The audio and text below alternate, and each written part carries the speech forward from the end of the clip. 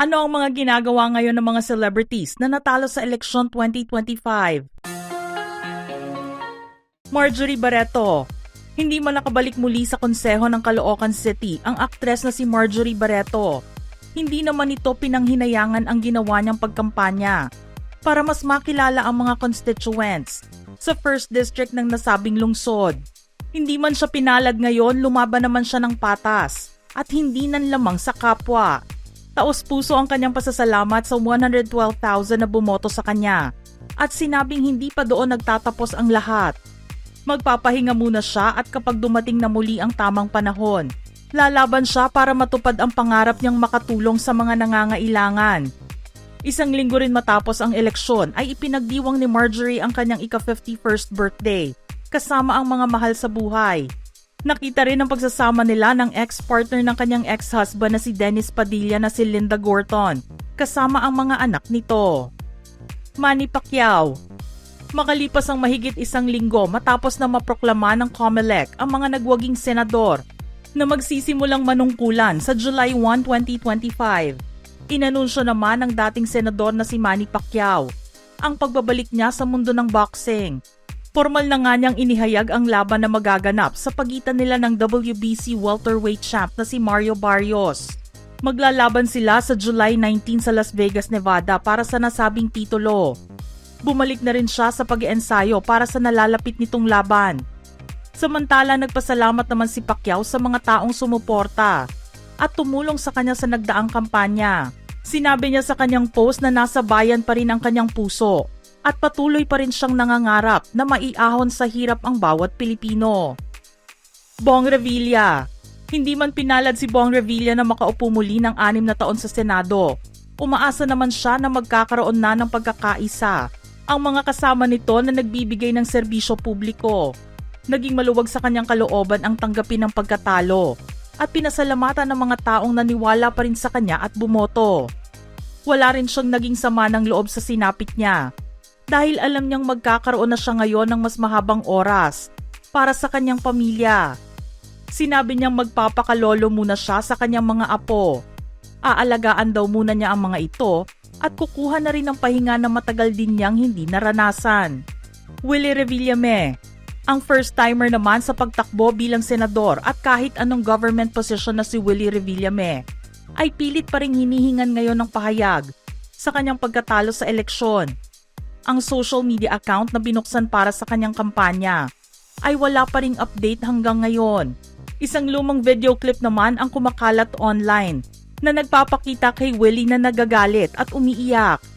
Inakala tuloy ng maraming tao na ito ay may kinalaman sa nagdaang midterm elections, pero ito ay kuha pa noong March 5, 2025. Inaasahan naman na magbabalik ang game show ni Willie at patuloy na magbibigay ng tulong sa mga nangangailangan. Philip Salvador.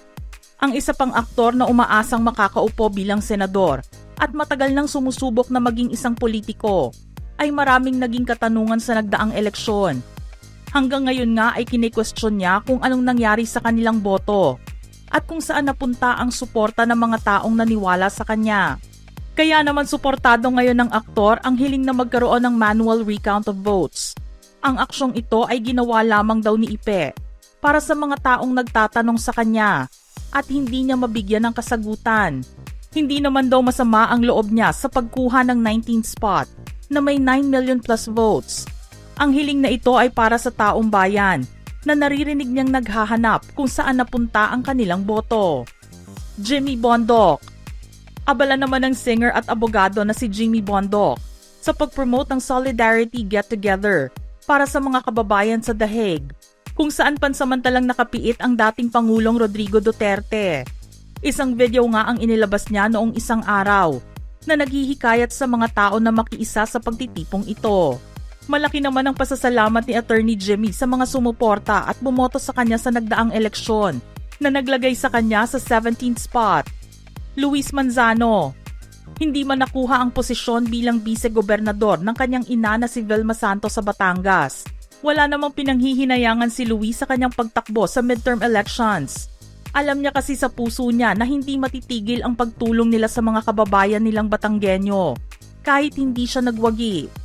Ilang araw naman matapos ang eleksyon, ay nabasa ang tanong ni Luis sa social media kung ano ang nais ng mga viewers na makabalik sa ere at mapanood muli. Tila isa itong senyales na nalalapit na rin ang pagbabalik niya sa telebisyon bilang game show host. Marco Gumabaw. Sobra-sobra naman ang pasasalamat ni Marco Gumabaw sa mga taong nagbigay ng suporta sa kanya noong nagdaang eleksyon. Hindi man siya sinwerte na manalo bilang kinatawan ng Camarines Sur. Masaya siya na lumaban ng buong puso sa halalan. Sinabi rin niya na marami siyang natutunan sa mga taong nakasalamuhan niya noong kampanya at hindi niya makakalimutan ang bawat kwento ng kanilang buhay. Hanggang sa ngayon naman ay hindi pa alam kung magbabalik sa pag-arte si Marco o magpapahinga muna matapos ang ilang buwang pagod mula sa kampanya. EJ Falcon. Unang sabak ng aktor na si EJ Falcon sa politika ay ang pagtakbo niya bilang vice-gobernador ng Oriental Mindoro noong 2022. Marami ang nagulat pero masaya silang naipanalo niya ito. Subalit hindi nasundan ang swerteng iyon dahil hindi nakuha ni EJ ang pwesto bilang District 2 Councilor ngayong taon. Nagpasalamat naman siya sa mga sumuporta sa kanya noon at ngayon. May ilang fans ang nagre-request na gumawa naman siya ng action movie pagbalik niya sa pag-arte. Angelica de la Cruz. Natalo man ang aktres na si Angelica de la Cruz bilang vice-alkalde ng Malabon City. Taos-puso naman ang pasasalamat niya sa mga taong nakilala niya noong panahon ng kampanya. Ito kasi ang mga tumulong at naniwala sa kanya at nagbigay ng kanilang boto. Sa ngayon naman na naiproklama na ang mga nagwagi sa eleksyon, abala naman sa pagiging isang nanay si Angelica.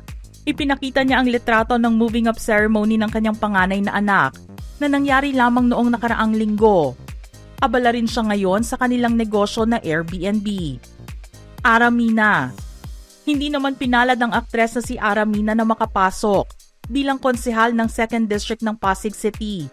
Pinasalamatan naman niya ang mga taong naniwala at nagbigay ng oras sa kanya noong kampanya at eleksyon.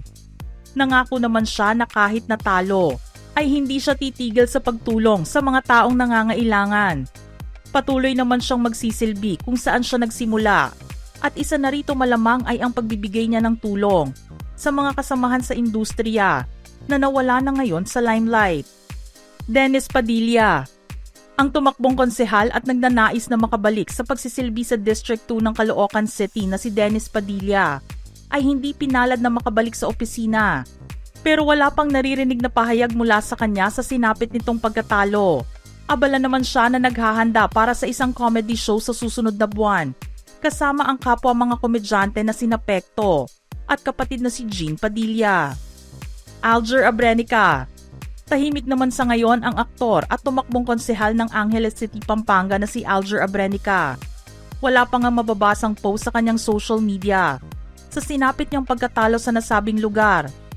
Hindi rin malaman ngayon kung babalik ba siya sa pag-arte at magiging aktibo sa paggawa muli ng mga pelikula sa Viva Max. Enzo Pineda. Hindi umabot ang nakuhang boto ng first-timer sa politika na si Enzo Pineda para maging 5th District Councilor ng Quezon City. Nagpasalamat naman ito sa mga taong lumabas at bumoto para sa kanya.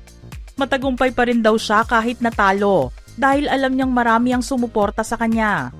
Wala pang balita kung babalik din siya sa pag-arte. Anjo Eliana. Hindi maingay ang social media page ng komedyante na si Anjo Eliana matapos naganapin ang midterm elections. Hindi kasi siya pinalad na manalo bilang vice-alkalde ng Calamba, Laguna. Hindi rin alam sa ngayon kung babalik siya sa pag-arte sa ilalim ng pamamahala ng Viva. Victor Neri. Tumakbo bilang alkalde ng Makati City ang aktor at chef na si Victor Neri. Subalit sa kasamaang palad ay natalo ito at hindi nakuha ang pwestong inasam niya. Tahimik naman siya ngayon at wala pang pahayag na nakukuha mula sa kanyang pagkatalo. Monsur del Rosario. Ang dating konsehal at congressman ng Makati na si Monsur ay hindi nakamit ang pwesto bilang vice-alkalde nitong nagdaang eleksyon. Pero dahil matagal na rin niyang iniwan ang mundo ng showbiz, walang balita kung ano ang kanyang pagkakaabalahan ngayon. Sinabi naman niya na patuloy pa rin siyang magiging boses ng mga tao para sa ikauunlad ng kanilang syudad. Mga ka-showbiz peeps, anong masasabi niyo sa listahan natin ngayon? Sino pa ang mga nais niyong idagdag dito? Just send in your thoughts in the comment section below.